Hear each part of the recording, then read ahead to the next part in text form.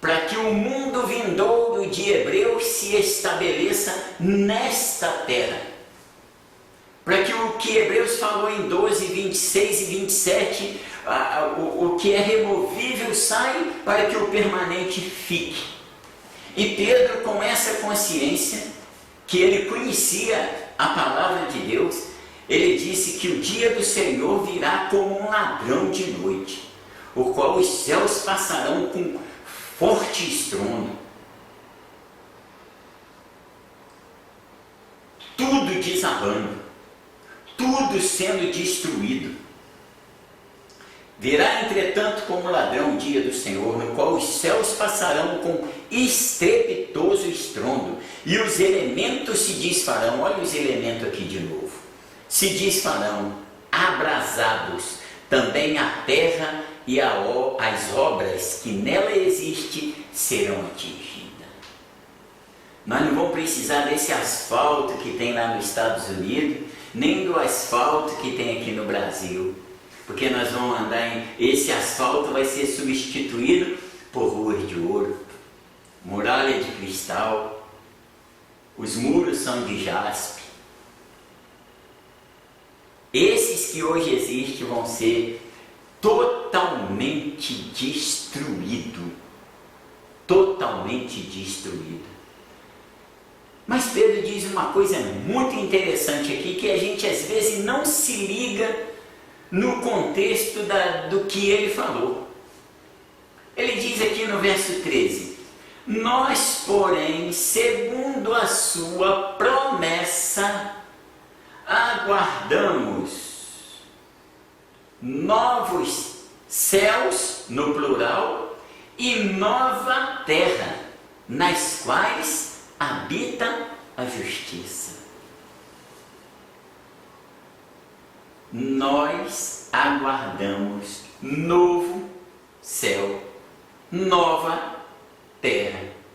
Céu sem pecado, terra sem pecado, terra sem ser caída. Vai ser aquela de Isaías 45, 18, que Deus disse que não fez ela para ser um caos, mas fez ela para ser habitada.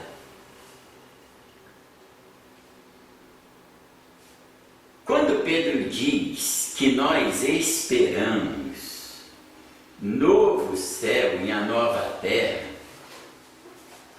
olha o que diz aqui em Isaías, capítulo 65, se eu não me engano, 17. Isaías 65, 17. Olha que coisa interessante. Pedro disse que nós aguardamos novo céu e nova terra. Por quê? Ele explicou. Porque tudo que existe aqui vai passar, vai ser totalmente consumido pelo fogo. Então, Isaías 45, 17, ele vai dizer assim: pois eis que eu crio novos céus e nova terra, e não haverá lembrança das coisas passadas, jamais haverá a memória delas. Pedro tinha essa consciência. Mas você deve estar me perguntando assim: por que novos céus? Depois você lê lá em Colossenses 1:20 ou 2:20, não lembro, deve ser 2:20, que fala que Deus reconciliou consigo mesmo todas as coisas pela cruz de Jesus, todas as coisas que estão na terra e no céu. É por isso que aqui diz que eis que crio novos céus. E Pedro disse que nós esperamos novo céu e nova terra. O pecado pegou lá também. Não foi só o cosmos, o fundo do mar e a natureza, não. O pecado pegou lá também, mas Jesus, na sua cruz, reconciliou com Deus todas essas coisas. Mateus 24, 35. Vamos ver o que diz lá. Depois você pega esses textos, como eu já disse, né? E vai ligando um com o outro. Mateus, rapidamente a gente acha aqui, Mateus 24, versículo 35. Vamos ver o que diz ali? Diz assim,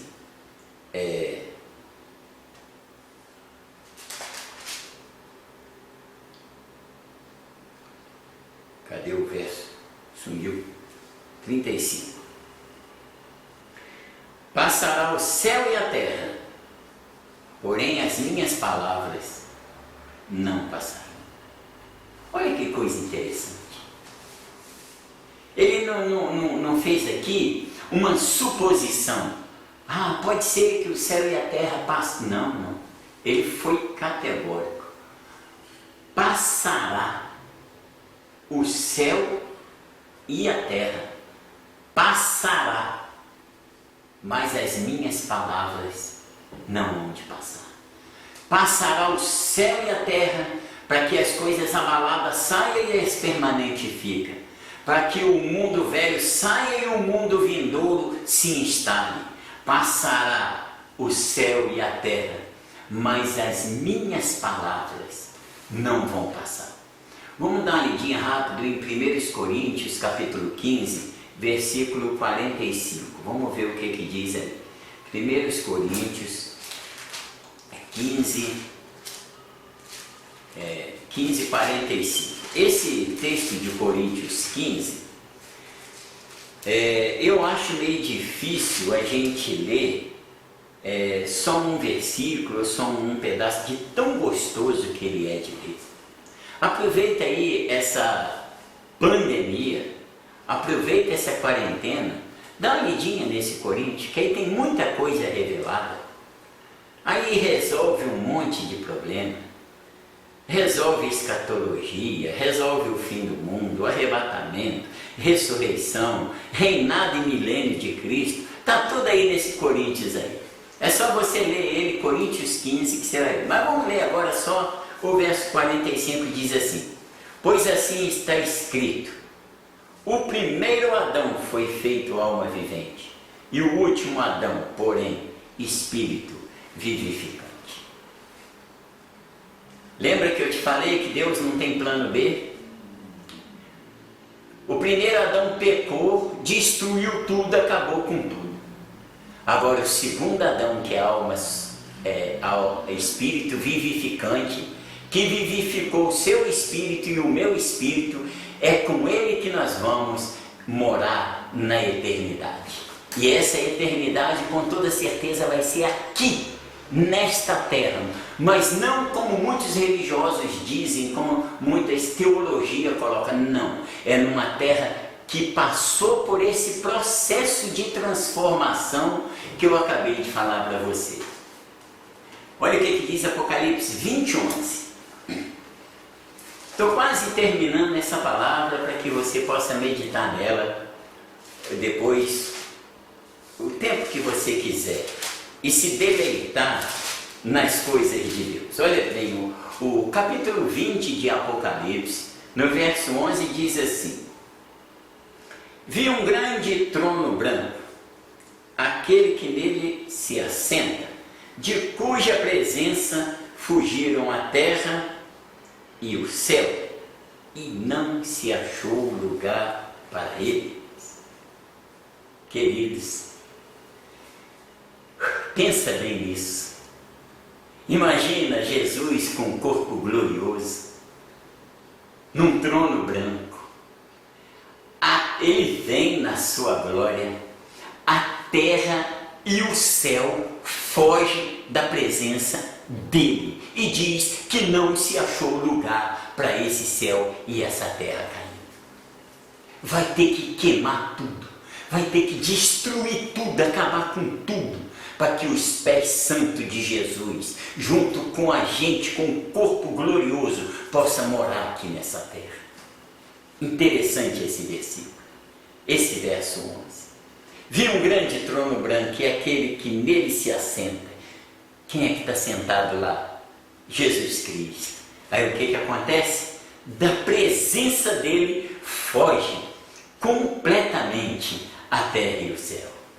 a terra, essa terra amaldiçoada, ela foge para que entre aquela terra transformada por Deus.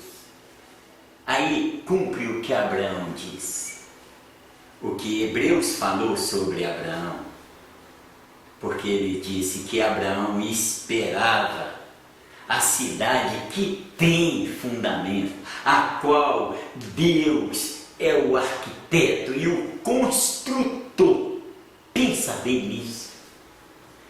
Tem que esse céu e essa terra fugir da presença de Jesus para instaurar o novo céu e a nova terra. E aí nós estaremos para sempre com o Senhor. Que coisa gloriosa! Vamos terminar com Apocalipse 21, de 1 a 4. Querido, eu gostaria muito que você meditasse nisso.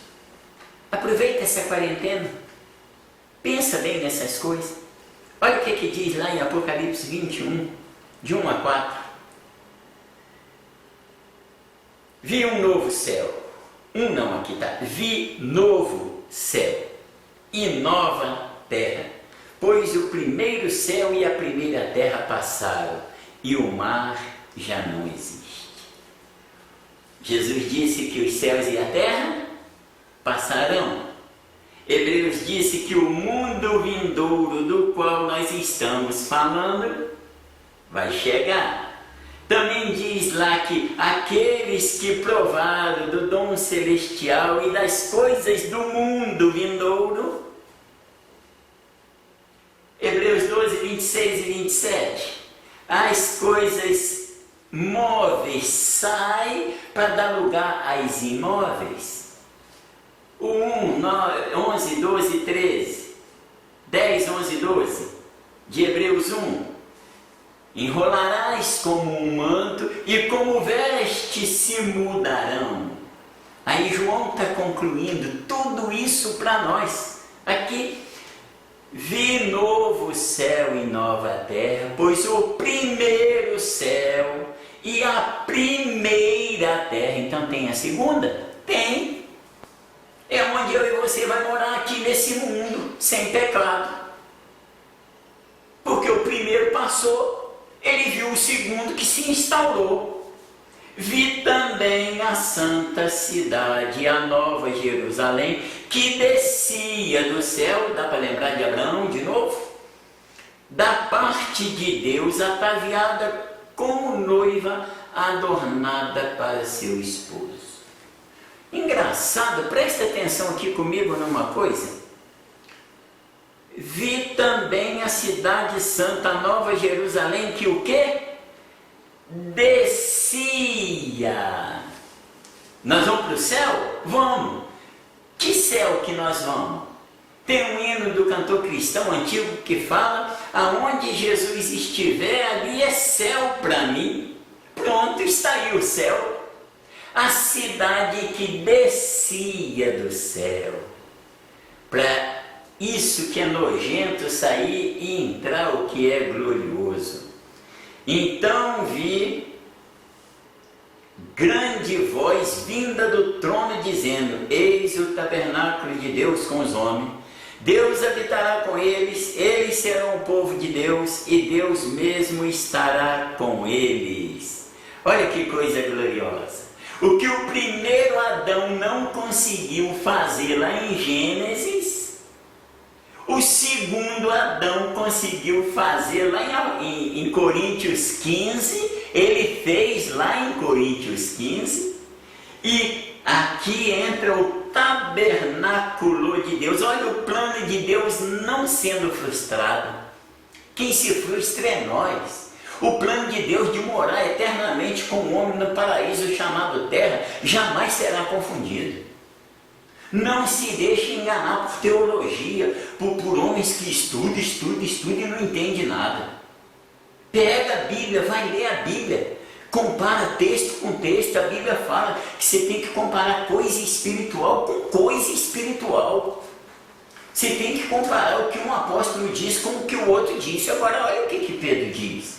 Que Paulo, quando escreveu sobre essas coisas, diz que tem coisas difíceis de se entender. Rapaz, se para Pedro era difícil, imagine para mim e para você, hein?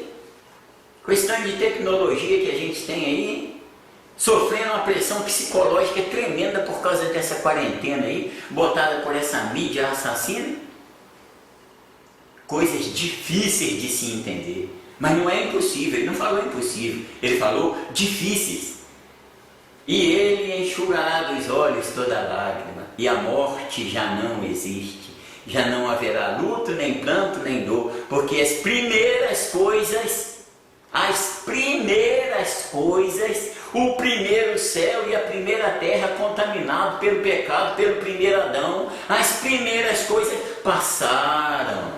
E veio as segundas coisas pelo glorioso Jesus Cristo, que deu de graça para nós. Que Deus te abençoe. E quando você começar a estudar isso aqui, você vai ver que tudo isso que eu falei é a pontinha do iceberg. Tem muita coisa lá no fundo ainda, que nós não entendemos porque somos tardios para compreender as coisas espirituais. Nós ainda temos a mente caída ainda, embora transformada, mas esse corpo nosso se desfaz, ele acaba, ele some, você perde os neurônios, você perde o vigor, você perde o prazer de tudo enquanto você vai envelhecendo. Essa é a realidade. E ele enxugará dos olhos toda a lágrima. Aí o verso 5 diz: e aquele que está sentado no trono disse: eis que faço novas todas as coisas. E acrescentou: escreve, porque essas palavras são fiéis e verdadeiras. Oh, querido, o desejo do meu coração é que você se deleitasse nisso aí. Eu vou terminar a minha palavra com Atos, capítulo 1, verso 4. Esses dois textos eu gostaria de ler com você.